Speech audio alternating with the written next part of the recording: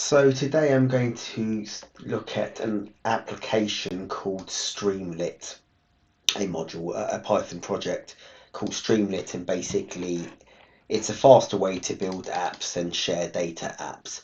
And there's going to be like lots of videos on this already that are like much better kind of tutorials, as in all complete singing and dancing, but this version is the version for someone that is just literally looking into it and is going to try and literally pip install it and get it all working on their PC and so forth, and getting something up and running.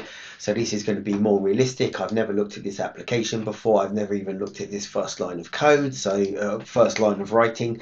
So we'll see what all of this is going to be about and how we can get it running. So I guess the first thing that I should do is welcome to Streamlit, a faster way to build and share data apps. Streamlit lets you turn your data scripts into shareable web apps in minutes, not weeks. It's all Python, open source and free. And once you've created an app, you can use our community cloud to deploy, manage and share your app. Let's have a look at what this community cloud is. There we go.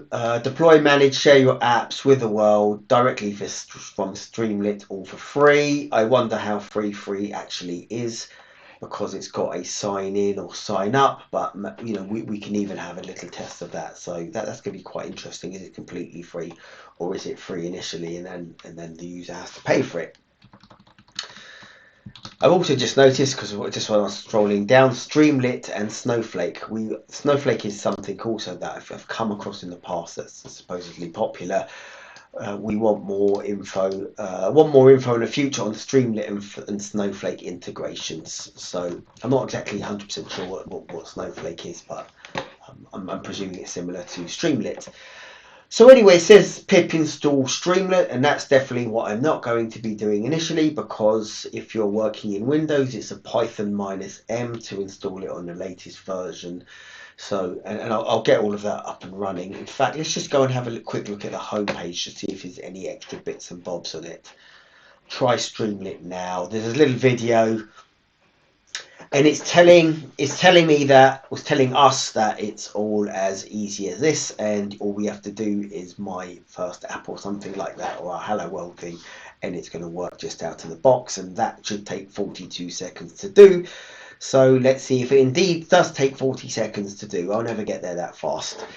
Let's go to open up our application, and the first thing I'm going to do over here is I'm going to nick the word Streamlit somewhere. If it's in lowercase, there we go. I'll take that, that will do. And going back to the thing, I'm going to create a new file, which is just going to be called test_Streamlit. I pasted it in so that I don't have to worry about the spelling, .py. So that's our testing file. I will get rid of the file sections here, and I'm also going to zoom in a bit so that it's clearer to read. We've got our terminal down the bottom, so maybe I'll run things initially from the terminal, we'll see, and I will just make that bigger as well. And I will toggle forwards and backwards. So this is Streamlit here. I'm going to do a copy of the pip install Streamlit, but actually what I said before is make sure that it's in the correct version of Python, which is do Python -m and then pip install Streamlit. So I'm careful to do that. I wonder if anywhere on the actual documentation it gives you the Windows version of installing it, like a Python -m. It doesn't look like it does, so that's a problem with some of these things. I'm just wondering if it's anywhere there. No, it's just a pip install. Okay, fine. So take it from me, that's what you have to do if you are trying to run it in Windows. If you're trying to run it in a Mac, for example, I don't know if there's a prefix that is required, but I'm going to just do that anyway and hit return. Let's just see how long it takes to run. So it looks pretty damn quick. That's good. It's looking impressive so far. It's doing all of its downloads relatively quickly. Installing some build dependencies. So that's all good so far. It says done to a lot of things. It's still doing a lot more stuff. Okay, so it's a bit bigger than I now expected. Successfully built validators. I don't even know what that means. Still taking its time. In the meantime, while waiting for it to install, these are the different versions of Python that I got, and that's why I had to do a Python -m, because I wanted it to go to the recommended or the latest version of Python on the system. It looks like it's all done now. A new release of pip is available. That's something totally different. I'll try and do an upgrade of pip live as well, just for the sake of it. There we go. And I think it's just the Python -m again. I'm not sure if you do Python. I'll try Python.exe -m. There we go. Upgrading pip. That's got nothing to do with Streamlit. But we've got this Streamlit file over here. Okay, what's that? A new release of pip is available. Okay, I will not worry about upgrading pip for now. So clear. I'll just hit clear over here. So we got Streamlit, and let's just go to the actual documentation. I'm going to try and attempt to not fly through it too quickly. It's got Streamlit hello. I don't know what that. Open a terminal and run Streamlit hello. Okay, let's try and do that. So I'll go back to our terminal here and do Streamlit hello and see what happens. Got no idea. It's taking its time. Email. Okay. Welcome to Streamlit. If you'd like to receive helpful onboarding emails, news, offers, promotions, please enter your email. Otherwise, leave this field blank. I'm just going to hit return for now. And okay, so it looks like it's done something. It's launched Streamlit on the local host. It's got a little clap sign. Welcome to Streamlit. Let me just zoom in for the purpose of this little video. Welcome to Streamlit. Is an open source app framework built specifically for machine learning and data science projects. Perfect, that's what we need. Select a demo from the sidebar to see more examples of what Streamlit can do. Check out streamlit.io. Jump to our documentation. Open link in new tab. I'll jump to the documentation. That'll be in this tab here. Let's have a look. Okay. API getting started, some things. I'm just going to be copying the main stuff, actually, to be fair. Ask the community questions. Well, we've got Stack Overflow and we've got other things here. We've got like, I'm using Claude AI is what I'm using over here. So maybe I'll have some I might post some Streamlit questions into Claude AI. I will just minimize that for now. And an animation demo, okay. And a plotting demo, so it's got some demos. Okay, that's interesting. Maybe we can use it for something. The plotting demo. This illustrates combining a combination of plotting and animation with Streamlit. We're generating a bunch of random numbers in a for loop for around 5 seconds. Enjoy.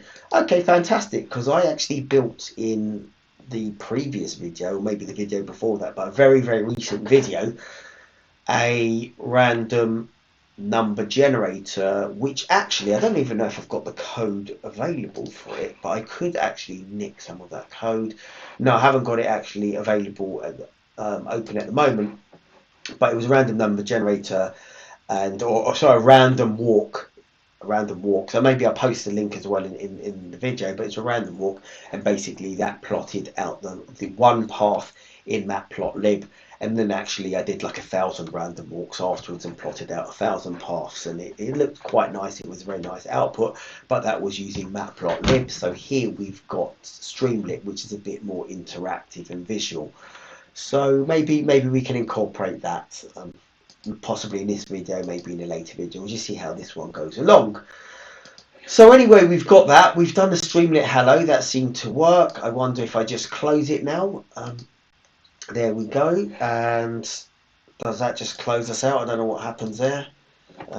Maybe Control C enough times to terminate the terminal. No, I don't know. So no idea on that. Network URL. Do you want to Do you want code to open the external website? Yes, okay, let's just relaunch it. I wonder if the app's running or not. I've got no idea. No, so I don't know what's happened. Have I killed it or not? So, there we go. It did the stopping. Fine, okay.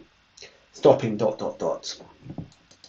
So, yeah, okay, fine. We're back to normal. So I won't hit clear just because it's kept some of these like commands. I don't know what happened there. So let's just go back now to Streamlit and go to the documentation here. And it's got a quick start, so that's quite nice. Create a new file, Streamlit_app. Well, I've got a file called test_streamlit, so hopefully that will work in a similar way. And just do this. So let's just copy this and go to our code and paste it over here and have a little look at what we think it might do. Import Streamlit, fantastic. And then it looks like it's creating something like a slider. And a slider's got a lot of things there, but it's just saying select a value, so some sort of basic slider. And whatever value we select in Streamlit is getting assigned to the variable x, and then we are going to square that, so streamlit.write. So somewhere, I presume we're going to write somewhere to Streamlit, and that's pretty much it actually by the looks of it. So we should get an x squared. Let's just see what happens. The way to run this, so normally we would run we hit F5. I'm going to do control save. Normally do F5 to run it, so we kind of like run through the debugger. I don't think we can do that here because it looked like the instruction, if I can pull the instructions back up here, was that we have to do this command. So in order to run our app, we can't just do Python and then the app. We have to do Streamlit run and then the name of the app. So let's just try that. So copy that. We've now got to do this command, Streamlit run, and then in our particular case, test underscore, let me just call, so that I don't get any typos in there, Streamlit.py. I think it did end with a pi, yep. So there we go. Just for the sake of it, I'm just going to try and run F5, hit F5 to run it, or like run it from here from the debugger. Now I'm just going to do F5 and see what happens. And I'm presuming nothing will happen. Yes, okay. And actually it comes up with its message, so which is quite nice because I'm sure I'll forget to do this at some point in time. Which is warning, Streamlit runtime state session proxy, blah, blah, blah, blah. Session state does not function when running a script without Streamlit.run. It'd be quite nice if it didn't have all of that and just said you need to run your app with Streamlit.run, but whatever. So we must run the app this way. There we go. So to view this app on the browser, run it with the following command. Okay, so streamlit.py and then the arguments basically. If there are any arguments to go in there, so let's just simply get this running. So copy. So we do streamlit run and then our application, and presumably we hit return just to run it. And I'm just hoping it launches it in the same way. Invalid value, file does not exist, test_streamlit.py. That's an interesting one. Why is that? Do we have to call our application streamlit.app? Maybe, maybe not.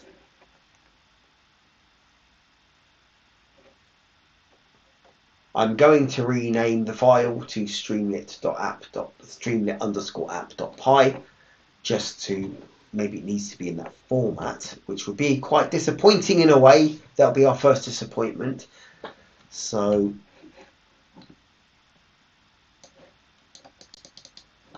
we might need to do this, which is paste that there, and there we go.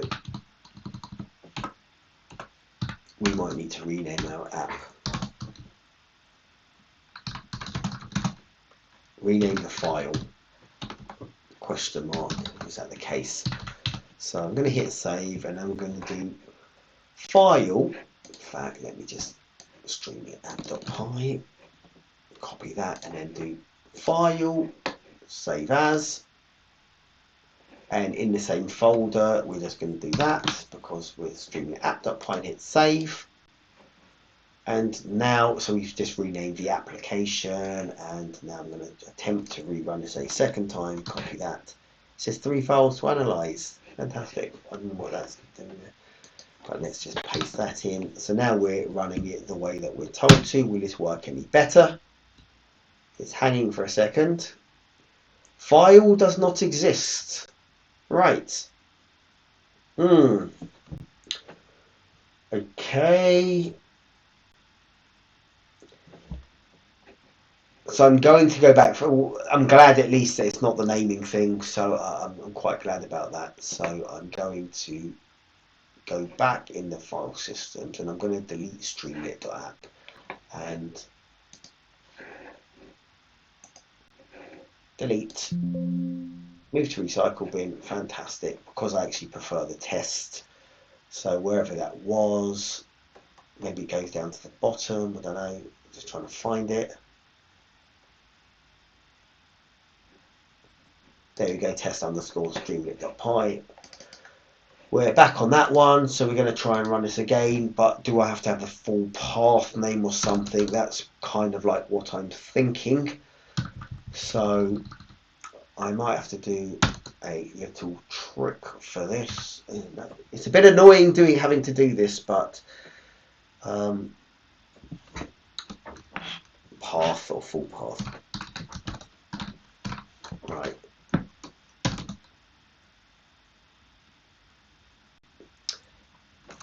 Quotation. Import OS. So it's never as easy as what we see in the guidance documentation. I have to do some extra stuff here as usual, which is rather annoying, but the name of this file. So actually, I've done this hundreds of times, and I keep forgetting the actual name of the code. But let's just do it here. Start a new chat. Path to the current Python file using the OS module.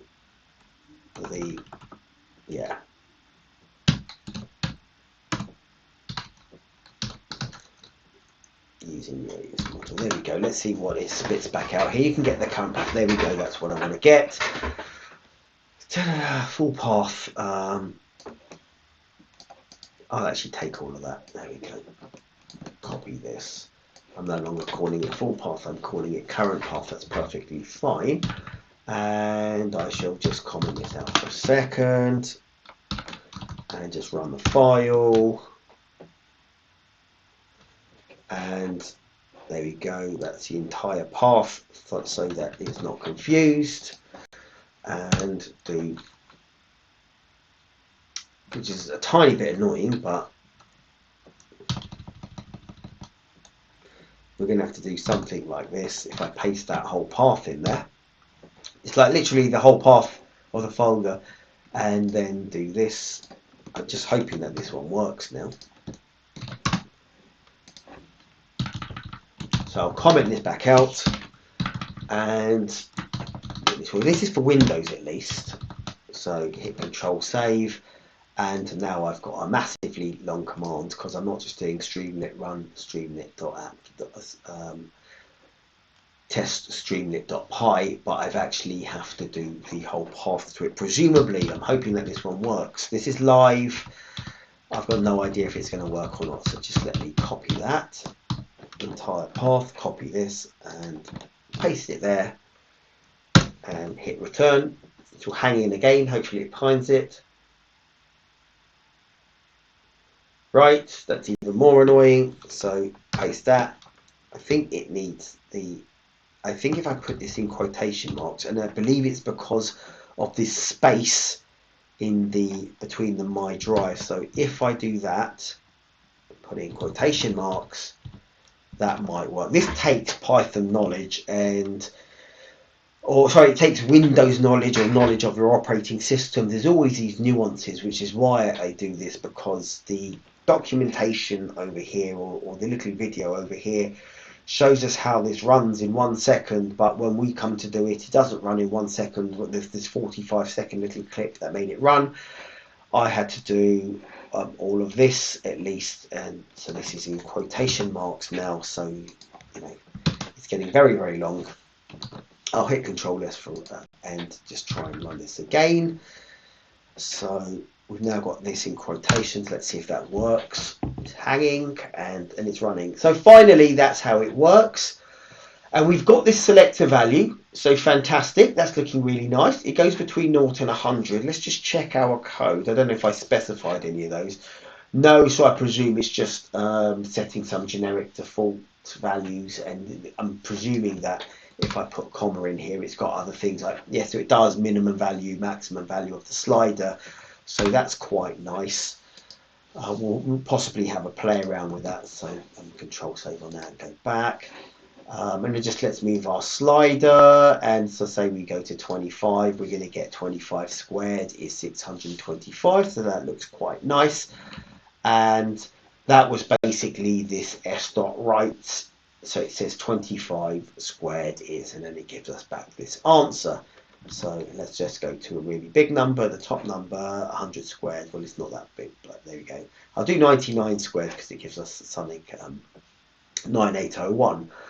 So it looks like that's how Streamlit works. We're about now 20 minutes into the 45-second tutorial. But yeah, that's how Streamlit works. And I might just do a couple of bits and bobs maybe. So let's just try this again. So one thing I want to do is exit the application. And I think in order to exit it, I have to do a Control C or something to get out of it here. There we go, it does stopping, so that's fine. Control C on Windows at least breaks out of the, from the terminal, breaks out of it. Let's just see when I've done a Control C here, what actually happens here. Yep, it's all gone grayed. So, and it's the connecting to Streamlit has gone, so it's no longer connecting. So, and I wonder actually what happens if we rerun it, if this will automatically connect or if we launch up a new tab. So let's have a little play around with that. There we go. Let's run it again. It's actually launching a new version of the app. I wonder if this one, Streamlit is Streamlit still running? If you accidentally stop Streamlit, just restart it in your terminal. Okay, so that's fine. Let's hit refresh here. That would have been good enough. So either or, fantastic. So let's have a little play around then with our minimum values just to see that this works. And again, the type hinting here. So minimum values. So just let's say it's minimum of 10 and a maximum value of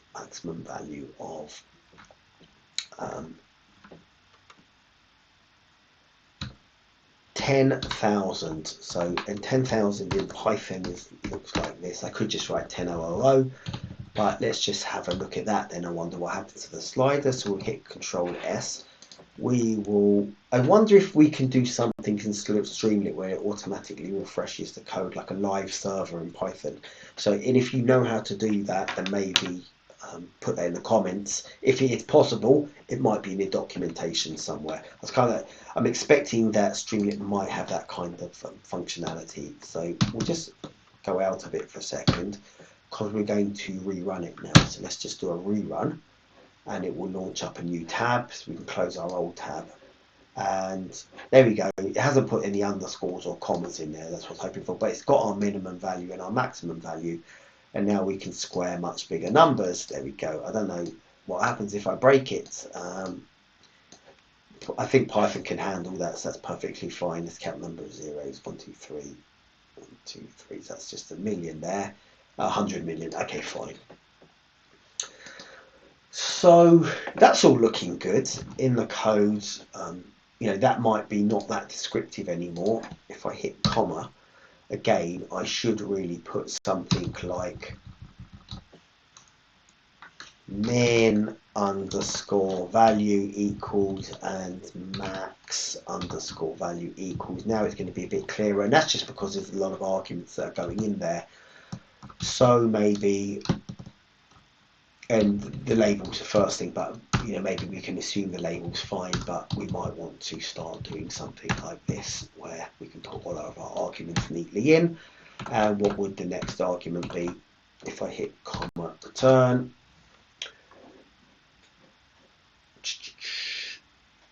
maximum value, so it could be none, okay, and then value slider, okay, something that is a bit more intuitive maybe is a step, so we could do step. I wonder what value actually is. Maybe that's a default value or something. I guess we can scroll down here and see some of the parameters. But I could put in a step, and I presume that's going to chunk it in steps instead of going from like 0, 1, 2, 3, 4, which would be the default step. So if you put in step, and then that equals say 100, now we jump in units of 100. So again, I will have to close this, Control C. You can see why this might get annoying if you have to keep on closing it and relaunching it. So is there a way to relaunch Streamlit is the question. I will save this piece of code and then we will go and run it again like that. And what I'll actually do is I'll delete this little bit of commenting. And here I'll put, we need the full path to the file. Right. You know, over here, and we achieved getting the full path to the file. That's one way of getting the full path. You should just know the file name. I could have opened it up in the actual folder. In fact, I could have done probably copy path. That would have been sufficient as well, so I could have done it like that, but remembering to put it in the quotation marks. So I can remove this bit. I didn't need to do it like that. That was my unimagination and just being very Pythonic about it. I literally just went here and did copy path. That was much simpler. So just do that again, and I'm going to just run it. So our slider now should jump in increments of 100. Again, we've got like, well, we now have a reuse that, but we had to sort of like close and reopen and it relaunches. But now we see we go 5, 10, 6, 10, 7, 10 and so forth. So it jumps in increments. So that's kind of like, I think I might stop it here. That's 30 minutes. We've got Streamlit up and running. It's running in the in Windows 11 environment here. So I was using VS Code for the editor. It was running in Windows 11. That's basically it. We got the Streamlit to work, the initial part of it. We got a slider running. We had a name of a slider, and it did a couple of. We put some extra parameters into the slider. There were more parameters that we could have put in, and then we were able to write our answer out into the system. So that was all quite cute and nice. I will do a Control C to end this, but I guess I should say if you found this useful, then hit the like button. Hit the follow button. Even if you didn't find it useful, still hit the like button, still hit the follow button. And if you've got any comments or things to add, or if you've got any questions or anything that that you'd like to see, because it gives me ideas as well, then post it in the comments. And that's it. So that's Streamlit in Python, and it's looking actually quite good, quite promising. So thanks.